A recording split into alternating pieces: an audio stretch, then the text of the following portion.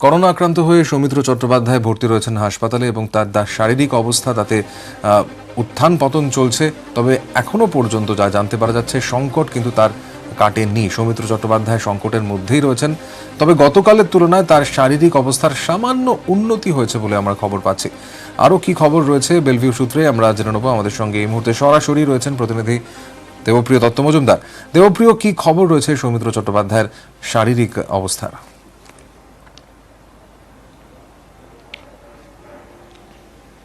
দেখো সময়তে যদি তুমি বলছিলে করোনা আক্রান্ত হয়ে ভর্তি হয়েছিলেন ঠিকই, কিন্তু এরপরে তার করোনা মুক্ত হওয়ার পরও তার প্রভাবে কিন্তু তার শারীরিক অবস্থার অবনতি হয়েছিল এবং গতকাল মূলত ডায়ালিসিস করা হয়, কারণ কিডনির অবস্থা খুব খারাপের দিকে যাচ্ছিল এবং সেটা দরকার ছিল। এবং যেটা চিন্তায় ছিলেন চিকিৎসকরা যে ডায়ালিসিস কতটা তিনি নিতে পারবেন, তার শরীর কতটা সেই ধকল নিতে পারবে, সেটা কিন্তু নিতে পেরেছে এবং গতকাল রাতে ভালো ঘুম হয়েছে যেটুকু জানা গেছে। এবং ডায়ালিসিস যে প্রথম যে ডায়ালিসিস সেটা কিন্তু সফল হয়েছে। তো সেই দিক দিয়ে বলা যেতে পারে যে একটু হলেও ইতিবাচক সাড়া মিলেছে, কিন্তু তার পরিস্থিতি এখনও সংকটজনক, অত্যন্ত সংকটজনক। তিনি এখনও রয়েছেন। কিছু ইউরিয়ার যে পরিমাণ যেটা যেখানে বেড়ে যাচ্ছিল বলে দেখা যাচ্ছিল, সেটার জন্য কি অবস্থা আছে তার জন্য আবার কিছু আজকে ব্লাড টেস্ট হবে। এছাড়াও যদি দরকার পড়ে তাহলে আরেক দফা ডায়ালিসিস করার কথা ভাবা হচ্ছে এবং কতটা তার শরীর সেটা নিতে পারবে সেটাও একটা আলোচনার বিষয়, ভাবার বিষয়। যদিও স্নায়ুজনিত যে সমস্যা আছে সেটা একই রকম আছে, সেটা কোনো রকম পরিবর্তন হয়নি। তো সব মিলিয়ে এটুকু বলা যেতে পারে গতকাল অবধি আমরা যা দেখেছি বা যা শুনেছি, শেষ মেডিকেল রিপোর্ট পাওয়া অনুযায়ী কিন্তু তার ডায়ালিসিস দেওয়া হয়েছিল, তার থেকে একটু হলেও একটু সামান্য ইতিবাচক সাড়া মিলেছে, সেটাই একমাত্র আশার আলো। যদিও সংকট কিন্তু এখনো পুরোপুরি কাটেনি। একদমই, আমরা নজর অবশ্যই রেখে চলবো সৌমিত্র চট্টোপাধ্যায়ের শারীরিক অবস্থার দিকে। সংকট এখনো কাটেনি, তবে সামান্য উন্নতি হয়েছে তার স্বাস্থ্যের, এমনটাই জানা যাচ্ছে হাসপাতাল সূত্রে। অন্যদিকে যে খবরে চোখ রাখবো, ডিসেম্বর মাসেই ভারতের বাজারে আসতে পারে করোনার ভ্যাকসিন কোভিশিল্ড, এমন সুখবরই জানিয়েছেন সেরাম ইনস্টিটিউটের সিইও আদার পুনাওয়ালা। তিনি জানান, প্রয়োজনে জরুরি ভিত্তিতে ভ্যাকসিনের অনুমোদনের জন্য আবেদন করা হবে।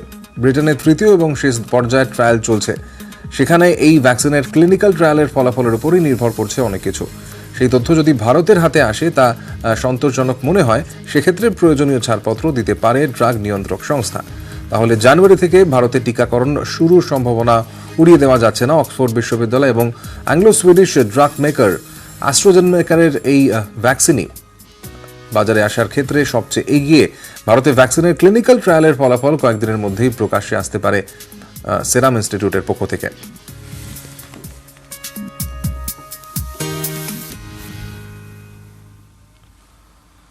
রাজ্যে লকডাউনের গুজব, আজ থেকে ফের শুরু হচ্ছে 48 ঘন্টার কড়া লকডাউন। সোশ্যাল মিডিয়ায় ভাইরাল হওয়া এই পোস্ট নিয়ে কড়া কলকাতা পুলিশে। ভুল খবর ছড়ানোর অভিযোগে নেওয়া হয়েছে আইনি পদক্ষেপ।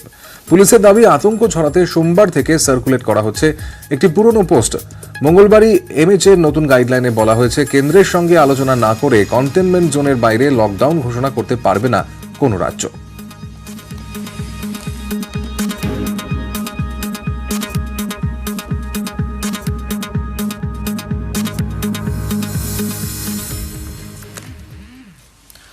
কে তৈরি করেছে আরোগ্য সেতু অ্যাপ? এটাই এখন লাখ টাকার প্রশ্ন। করোনা পরিস্থিতিতে কেন্দ্রীয় সরকারের জারি করা সব নির্দেশিকায় আরোগ্য সেতু অ্যাপ ব্যবহারের পরামর্শ দেওয়া হয়, কিন্তু এই আরোগ্য সেতু অ্যাপ কে বানিয়েছে সেই সংক্রান্ত সঠিক তথ্য দিতে পারেনি কেন্দ্রীয় সরকার। আরোগ্য সেতুর ওয়েবসাইটে বলা হয়েছে এনআইসি এবং কেন্দ্রীয় তথ্য প্রযুক্তি মন্ত্রক এই অ্যাপ তৈরি করেছে, কিন্তু আরটিআই এর আবেদনে দুই সংস্থাই জানিয়েছে অ্যাপটি কারা তৈরি করেছে তাদের কাছে কোনো তথ্য নেই। অ্যাপ নির্মাতাদের পরিচয় নিয়ে কেন্দ্রের উত্তরে ধোঁয়াশা, তার জেরে সরকারকে নোটিশও পাঠিয়েছে কেন্দ্রীয় তথ্য কমিশন। আরটিআই আবেদন করে সৌরভ দাস নামে এক ব্যক্তি। তিনি জানতে চান আরোগ্য সেতু অ্যাপ কারা বানিয়েছেন। এ নিয়ে কোনো তথ্য দেয়নি national informatics centre, national e governance division ও মিনিস্ট্রি অফ টেকনোলজি। এরপর সেন্ট্রাল ইনফরমেশন কমিশনের দ্বারস্থ হন সৌরভ।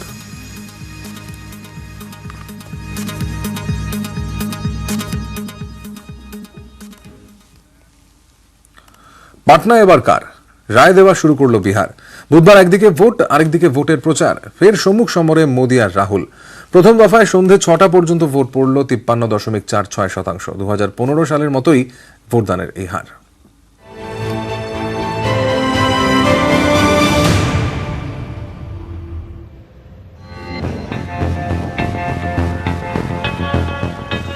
সীতার রাজ্যে ভোট, ভোটের বিহারে মোদির মুখে রাম নাম। अयोध्या में भव्य राम मंदिर का निर्माण शुरू हो गया। वो सियासी लोग जो बार बार हमें तारीख पूछा करते थे, अब वो भी तालियां बजा रहे हैं। भाजपा की पहचान है, जो कहते हैं वो करके दिखाते हैं। পাল্টা বিরোধীদের দাবি, মোদির এই মন্তব্যে মুখ্যমন্ত্রী নীতিশ কুমারেরই অস্বস্তিতে পড়ার কথা। কারণ গতবার লালু ও কংগ্রেসের সঙ্গে মহাজোট বেঁধে মোদির বিজেপির বিরুদ্ধে লড়েছিলেন নীতিশ। তখন তিনি কটাক্ষের সুরে বলেছিলেন, বিজেপি আরএসএস বলে রামলালা আমরা আসছি, মন্দির ওখানেই বানাচ্ছি, কিন্তু তারিখ বলছি না। এবার অবশ্য অন্য সমীকরণ, মোদি নীতিশ জোট বেঁধে লড়ছেন। মোদির তাই দাবি, নীতিশই বিহারের ভাবী মুখ্যমন্ত্রী। মোদির নিশানায় লালুর ছেলে, অস্ত্র 15 বছর আগে লালু জমানায় জঙ্গল রাজের অভিযোগ।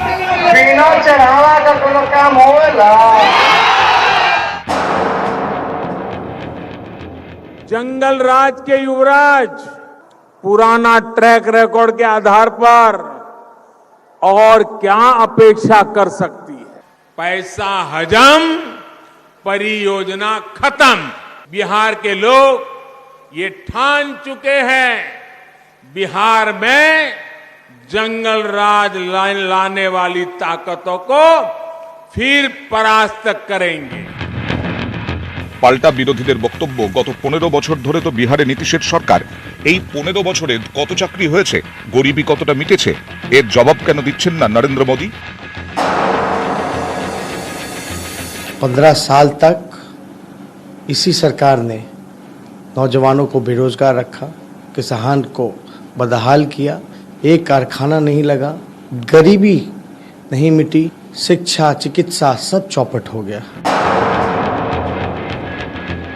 बिहार में आपको रोजगार नहीं मिल सकता। कमी आपके चीफ मिनिस्टर में है, कमी आपके प्रधानमंत्री में है। বিহারে এবার 3 দফার ভোট, করোনাকালে প্রথম ভোট। গণনা 10ই নভেম্বর। এদিন প্রথম দফার ভোট হয় 71টি কেন্দ্রে। এই কেন্দ্রগুলিতে ভোটার 2 কোটিরও বেশি। নিউজ 18 বাংলা।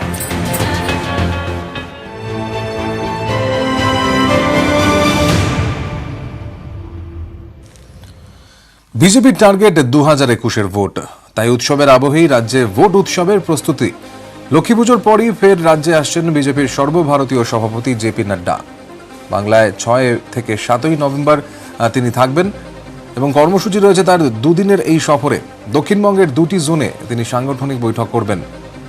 6 নভেম্বর মেদিনীপুর হাওড়া জোনে বৈঠক এবং 7ই নভেম্বর ঝাড়গ্রামে রাঢ়বঙ্গ জোনের বৈঠক হবে। সাংগঠনিক মূল্যায়নের পাশাপাশি বুথ স্তরের ভোট প্রস্তুতিও খতিয়ে দেখবেন জেপি নাড্ডা। ঝাড়গ্রামে SC/ST সংগঠনের সঙ্গেও বৈঠক করবেন বিজেপির সর্বভারতীয় সভাপতি।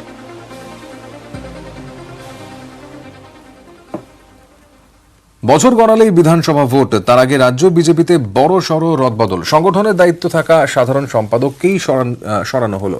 সুব্রত চট্টোপাধ্যায়ের জায়গায় দায়িত্ব দেওয়া হলো অমিতাভ চক্রবর্তীকে।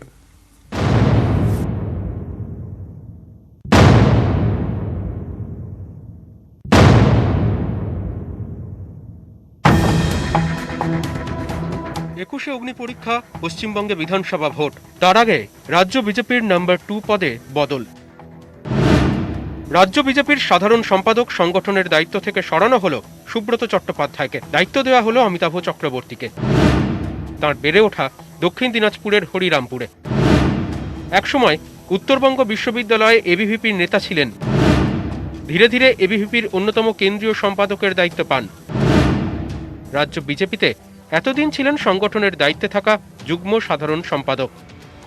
এবার অমিতাভ রাজ্য বিজেপিতে দিলীপ ঘোষের পরেই।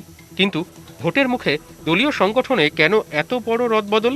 পর্যবেক্ষকদের একাংশের মতে, আরএসএস থেকে যারা বিজেপিতে এসেছেন তাদের অনেকের সঙ্গেই অন্য দল থেকে আসা নেতাদের ঠিকমতো বনিবনা হচ্ছিল না। অভিযোগ, আরএসএস করে আসা বিজেপি নেতাদের একাংশ কিছুতেই পরিসর ছাড়ছিলেন না। কোথাও যেন একটা দূরত্ব রেখে সংগঠন চলছিল। এরই মাঝে 2019 সালের লোকসভা ভোটে এরাজ্যে বিজেপি 18 আসনে জেতে। এরপরেই তৃণমূল থেকে আসা একাধিক নেতার বিজেপিতে গুরুত্ব বাড়ে। তাতে চাপা দ্বন্দ্বের মাত্রাও বাড়ে। বিষয়টি চরমে পৌঁছয় সৌমিত্র খাঁয়ের হাত ধরে। বিজেপির যুব মোর্চার জেলা কমিটি গঠন নিয়ে সৌমিত্র দিলীপ সংঘাত প্রকাশ্যে চলে আসে। এ বিষয়টি কেন্দ্রীয় নেতৃত্ব ভালো চোখে দেখেনি। কেন্দ্রীয় নেতৃত্বের চাপে সৌমিত্র শেষমেশ সুর নরম করেছেন। এবার সংগঠনের রদবদল করে বার্তা দিলেন বিজেপির কেন্দ্রীয় নেতারা। পর্যবেক্ষকদের একাংশের মতে এক ঢিলে একাধিক পাখি মারতেই এই সব পদক্ষেপ। প্রথমত দিলীপ ঘোষকে বার্তা, 21কে পাখির চোখ করে সবাইকে নিয়ে চলতে হবে। দ্বিতীয়ত মুকুল শিবিরকে বার্তা, বিজেপি সংগঠন কেন্দ্রিক দল, তাই সাংগঠনিক কাঠামোর বাইরে গিয়ে কিছু করা যাবে না। রাজ্যের শীর্ষ নেতাদের অন্ধকারে রেখে ইচ্ছে মতো কাজ করা যাবে না। বিজেপির কেন্দ্রীয় নেতৃত্বের লক্ষ্য একটাই, 21শে বাংলা জয়। তার জন্য সংগঠনকে আরও শক্তিশালী করা, কোথাও যেন সামান্য চিড়ও না থাকে। নিউজ 18 বাংলা। রেল ডাকাতি দিবস উদযাপন করল পুলিশ। উদ্যোক্তা স্বয়ং পুলিশ সুপার, আর বাহবা দিলেন দক্ষিণ দিনাজপুরের মানুষ। 9 অগস্ট 1925।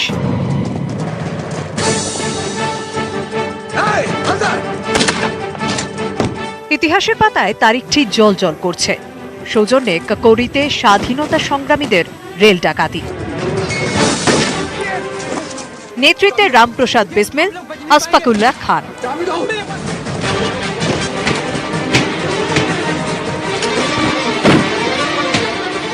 তারই মাত্র কয়েক বছর পর 28শে অক্টোবর 1933, সেদিনও আরো এক রেল ডাকাতি বিপ্লবীদের, অখণ্ড ভারতের হিলিতে। নেতৃত্বে প্রাণকৃষ্ণ চক্রবর্তী। শোনা যায় এই ডাকাতিই নাকি চট্টগ্রাম অস্ত্রাগার লুণ্ঠনে অর্থ জুগিয়েছিল। স্মৃতির পাতা থেকে এই দিনটি সামনে নিয়ে এলো দক্ষিণ দিনাজপুর জেলা পুলিশ। পালিত হলো হিলি সীমান্তে রেল ডাকাতি দিবস। আমাদের এই অনুষ্ঠানের দুটি লক্ষ্য, এক, বীর শহীদদের প্রতি শ্রদ্ধার্ঘ্য নিবারণ করা, ও দুই, আগামী প্রজন্মের কাছে তাদের বলিদানের কথা তুলে ধরা। অখণ্ড ভারতের হিলি ছিল সমৃদ্ধশালী ব্যবসায়িক স্থল, তাই এই জায়গায় বেছে নিয়েছিলেন বিপ্লবীরা। বন্দুক ও বেয়নেটের সামনে নিজেদের জীবনকে নিলাম করে দিয়েছিলেন। তাদের প্রতি শ্রদ্ধা জানানোর এই উদ্যোগকে আমি পুলিশ প্রশাসনের এই উদ্যোগে অবশ্যই কুর্নিশ জানাই। জেলা পুলিশ প্রশাসন এবং তার কর্তা ব্যক্তিকে আমি অসংখ্য আন্তরিক কৃতজ্ঞতা এবং ধন্যবাদ জানাই। স্বাধীনতা পরিবারকে এভাবে এনে সংবর্ধনা দেওয়ার জন্য। তৎকালীন সরকারের চোখে যা ছিল ডাকাতি, তা তো আসলে স্বাধীনতার লড়াই। তাই সে লড়াইকে স্বাধীন ভারতের পুলিশ দিল সম্মান, করল স্যালুট। দক্ষিণ দিনাজপুর থেকে অনুপ সান্যাল, নিউজ 18 বাংলা।